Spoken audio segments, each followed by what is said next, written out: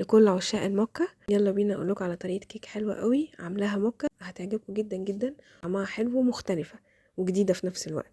يلا بينا على الطريقه. اول حاجه بحضرها هي صوص الفudge. بحط ربع كوبايه لبن، عليها من 100 جرام ل 150 جرام شوكليت.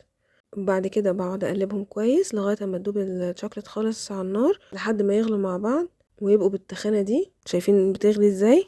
اول ما تبقى بالتخن ده ببدا اروح صبها على طول في اي حاجه صيني عندنا، شايلاها في التلاجة.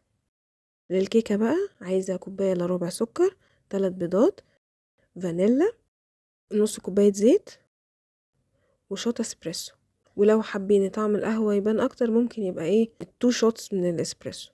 هنحط كل ده على بعضه ونقلبه كويس جدا لغايه اما السكر يدوب خالص في الخليط.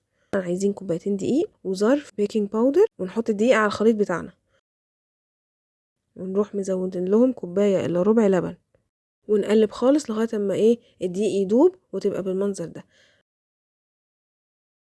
بعد كده في صينيه مقاس 26 مدهونه زيت هندخلها في الفرن على درجه حراره 180 لمده 35 دقيقه. بعد كده هتطلع لنا بالشكل ده. هنبدأ بقى نخرمها كده علشان احط فيها صوص الشوكليت اللي انا عملته بالشكل ده كده.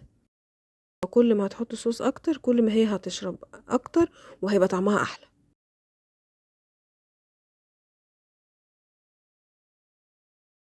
للكريمة بقى من على الوش هحتاج 100 جرام كريم شانتيه ومعلقتين كبار لبن مكثف محلى، انا كنت عاملاه هنزل لكم طريقته قريب. وبعدين كوباية مية، وهنضيف عليها شوية صوص فudge ونقلب كويس كويس لغاية اما يبقى بالتخن ده. بعد كده اروح حطها على الكيكه بتاعتي وفردهم حلو، ونزوق بقى من فوق باي حاجه انتوا حابينها. انا عملتها بالشكل ده. شوفوا بقى انتوا عايزين تحطوا على وشها ايه من فوق. ملحوظه بقى، اي كيك في الدنيا بتحب تبات ليله في التلاجة، بتقعد من ساعتين لغايه ليله بتدينا طعم احلى، وبتلاقوا الكريم، شايفين الويب كريم ماسك نفسه.